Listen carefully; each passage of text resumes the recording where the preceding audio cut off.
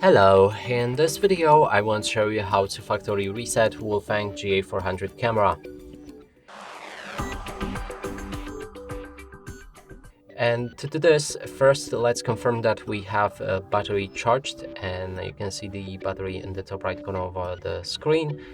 And if your battery is running low, then replace it with full battery or simply plug in the charging port right here. Then we can move on to the reset. Click on the gear icon in the bottom right corner of our screen.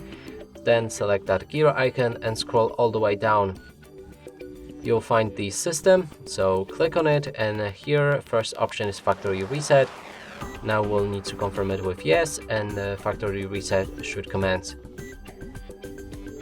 When it's finished, almost instantly you can see the first setup and proceed to either sell or restart using your camera. And that's it for this video. Hope you like it. Please consider subscribing to our channel, leave a like and a comment below.